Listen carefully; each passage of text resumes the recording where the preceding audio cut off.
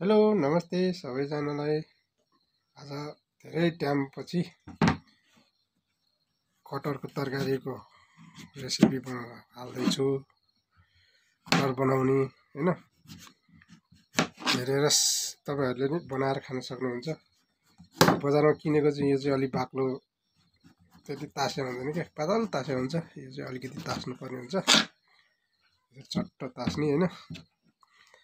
अन्तिमसम्म हेर्नु रेसिपी कस्तो लाग्छ। तपाईहरुले पनि यसो हेरेर बनाएर खान सक्नुहुन्छ। सबैको आफ्नो तरिका हुन्छ हैन कटर बनाउने। मेरो चाहिँ फेरि छुट्टै छ तरिका, हेर्दै गर्नुस् कस्तो लाग्छ।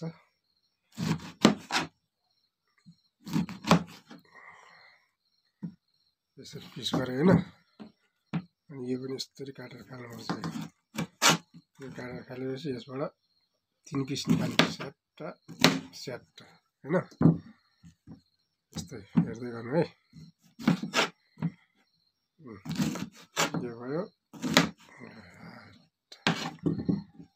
यो यस्तो।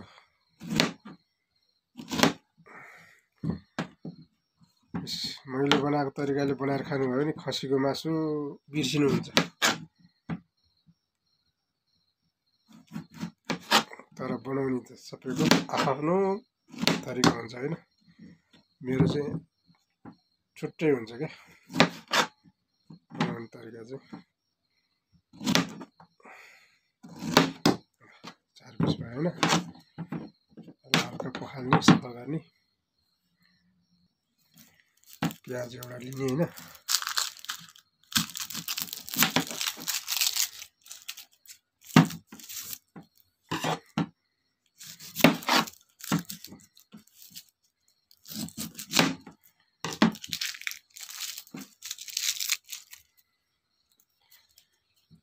प्याजलाई चाहिँ मिक्सरमा ग्राइन्ड गर्नुपर्छ।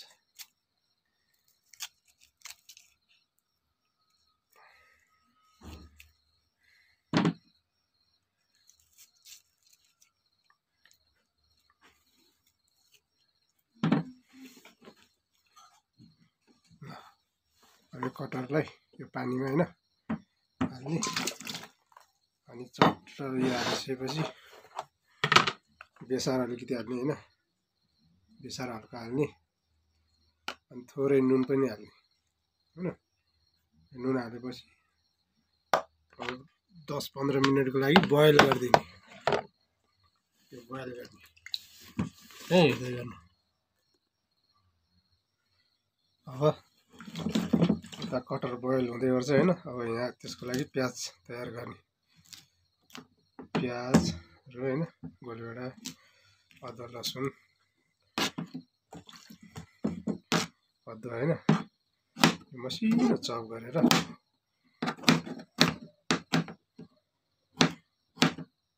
चप भयो हैन।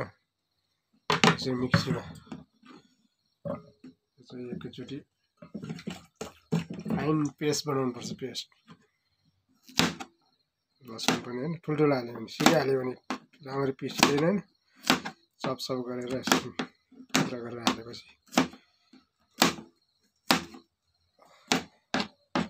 यसरी प्याज पनि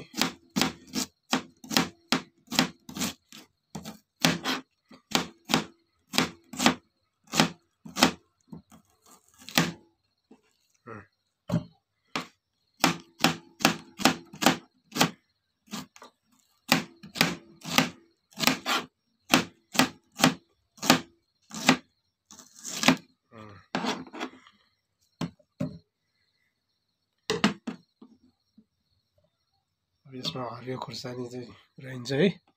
हरियो खुर्सानी पनि हालेर गर्दा हुन्छ। म कहाँ चाहिँ अहिले रहन्छ।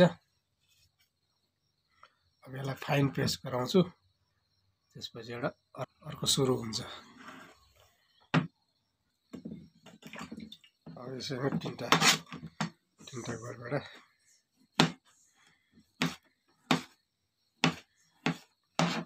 यो पनि यो प्याज यतिको भयो हैन, पेलेर त्यसमै हाल्ने। यो पनि यसमै मिक्सर पेस्ट गरिदिने यसरी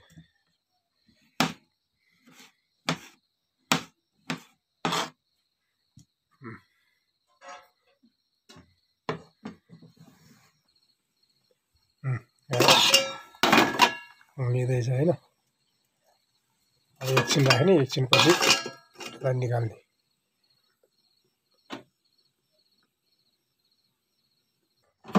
बोइल गरेर निकाल्यो होइन यतिको भयो पेस्ट पनि यतिको भयो होइन अब यसलाई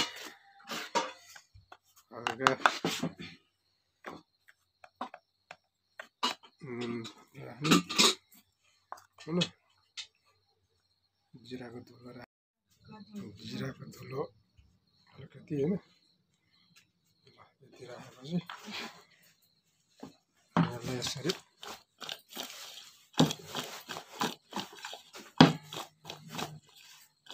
मोलेर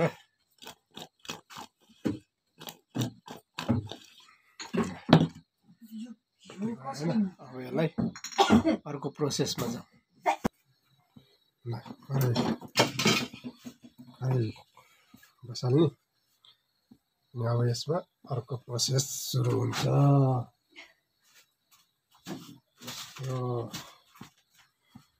यसको अर्को प्रोसेस सुरु हुन्छ हेर्दै गर्नु है त कसरी रहेछ बनाउने अहिले लागेको छ होइन लास्टसम्म हेर्नुहोस् तपाईहरुले नि बनाएर खाउँ लागेन भने त ल भाँडा तात्यो होइन अब तेल हालौँ तेल चाहिँ अलि हाल्नुपर्छ किनभने यसलाई हल्का फ्राई गर्नुपर्छ क्या कुरो बुझ्नुभयो फ्राई गर्नुपर्छ अनि मात्रै टेस्टी हुन्छ भन्नु पर्यो तेल तात्यो होइन अब यसलाई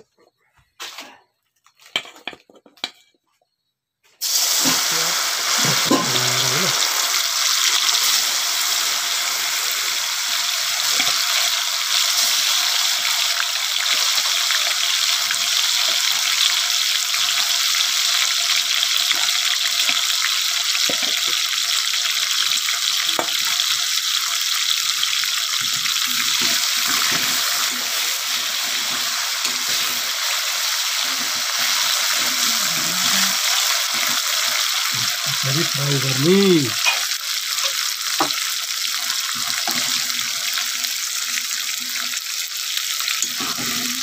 त्यसरी फ्राई गर्नु भएपछि किन उमालेको भन्नुहुन्छ होला होइन त्यो उमालेको कारण चाहिँ यसमा चोप हुन्छ होइन त्यो उमाल्दियो भने चोप चाहिँ सर्लक्क जान्छ त्यही कारणले अनि नरम पनि भइरहेको हुन्छ भित्र अलिअलि भए नि हाफ बोइल भए नि पाकिरहेको हुन्छ होइन यसरी फ्राई गरिसकेपछि अनि अघि त्यो अलि हल्का मसला नुनहरू मोल्नुको कारण चाहिँ भित्र त्यसमा मसलाहरू अलरेडी जाओस् भनेर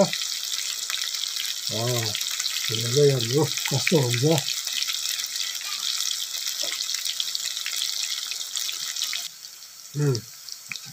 अहिले कलर यतिको चेन्ज भयो है होइन यहाँ चाहिँ फ्राई गर्नुपर्ने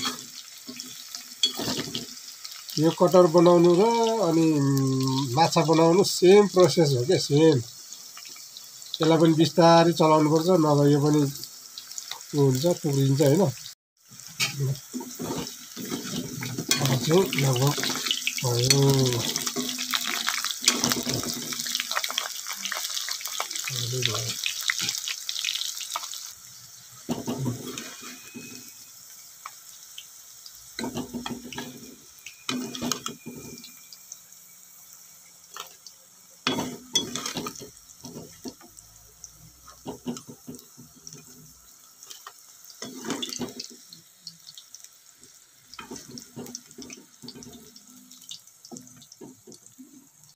अब नेक्स्ट प्रोसेस है अब तोरीको तेल प्योर तोरीको तेल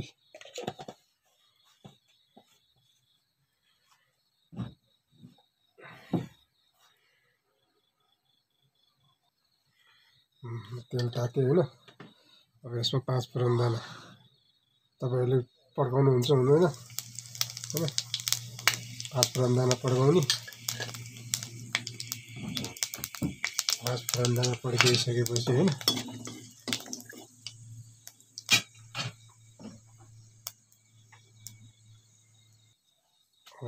सुकेको खुर्सानी दुईटा टुप्पामा अलिअलि टमाटर हाल्नु म त पड्किन्छ सुकेको खुर्सानी दुईटा हैन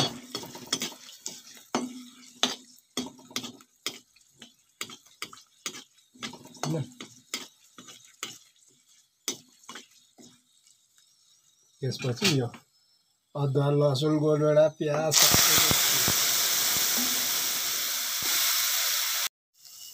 ल यतिको भयो हैन यस्तो ल तेल मजाले तेल छोड्ने तालले पकाउनु पर्छ हैन अब यसमा हल्का अलिअलि मसला एड गर्ने हल्का त्यहाँ पनि फ्राई गर्न अलिअलि हालेको छ हैन जिराको धुलो अलिकति हाल्ने धनियाँ अलिकति हाल्ने हैन अब बेसार अलिकति मात्रै हाल्ने त्यसमा पनि छ हैन अब पिरो चाहिँ धुलो चाहिँ अब आफूले कति खानु मन छ हैन त्यति हाल्यो हैन त्यसमा नुन अघि नै हालेको छ हैन यसमा ठिक्क मात्रै हाल्नु हैन त्यो हालेपछि त्यसमा चाहिँ हल्का पानी हालेर गरिहाल्नु पर्छ त्यो मसला बढ्यो भने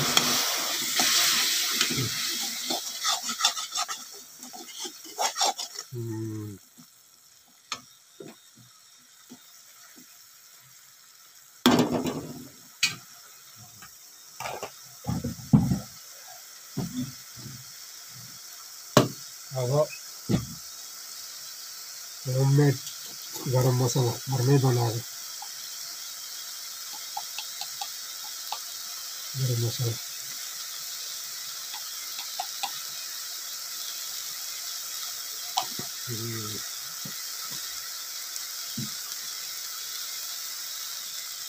अनि गरम मसला हल्का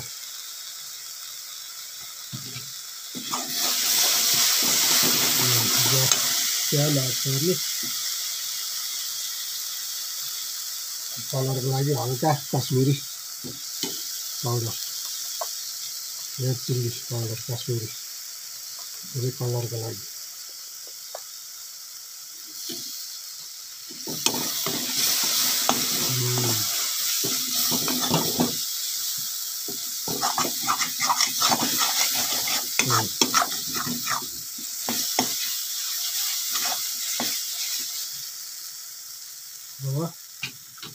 गरम पानी चिसो पानी हाल्नु हुँदैन या तातो पानी हाल्नुपर्छ मैले अघि नै उमालेर थर्मोस राखेको थिएँ होइन आफूलाई कति चाहिन्छ कति चाहिन्छ होइन त्यो अनुसारले कलर कस्तो आइरहेको छ होइन कति चाहिन्छ त्यो अनुसारले टक्क हाल्नु होइन अब यसलाई एक फुलको उम्लिन दिनुपर्छ दुईजनालाई यति भए पुग्छ जति पनि ए सरी यसलाई गरम मसला भनिन्छ मिट मसला मिट मसला है ल उम्ल्यो होइन ल मस्त ग्रेभी बनेन हो ट्याक्क हालिदियो होइन अब 5-6 मिनटको लागि चट्ट छोपेर उमालिदिने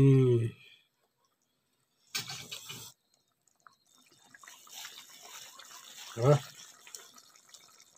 हामीले चाहिँ धनियाँ अस्ति धेरै थियो होइन पुरा सफा गरेर धोएर सुकाएर राखेको थियौँ अब यो सुकेको धनियाँ चट्ट हाल्ने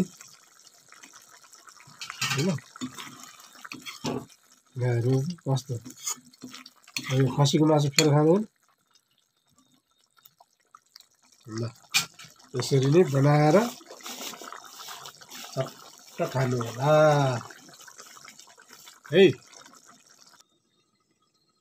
चार पकाउनु भयो होइन ल हेर्नुहोस्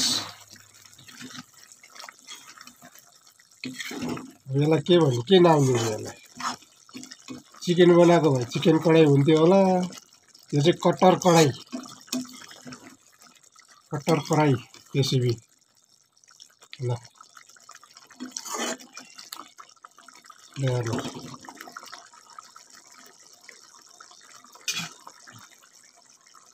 ल हेर्नुहोस् कटहरलाई खसीको बनाउने ल यसरी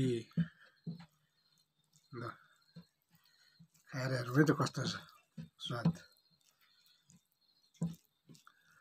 है। ओहो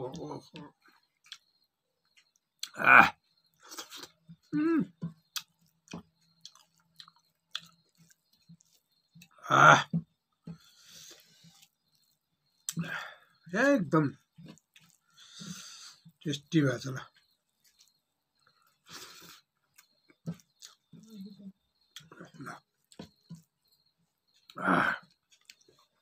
तपाईँहरूले नि यसरी बनाएर खानु होला। मन पर्यो भने लाइक कमेन्ट सेयर सब्सक्राइब अनि त्यो घन्टी पनि हुन्छ त्यसलाई ट्याक्क दबाएर राख्नु होला अलमा। बेला बेला यस्तै भिडियोहरू हालिरहन्छु साथ सपोर्ट दिनु होला सल्लाह सुझाव पनि दिनु होला। अहिलेलाई चाहिँ यति नै है। हस्त नमस्ते बाई बाई।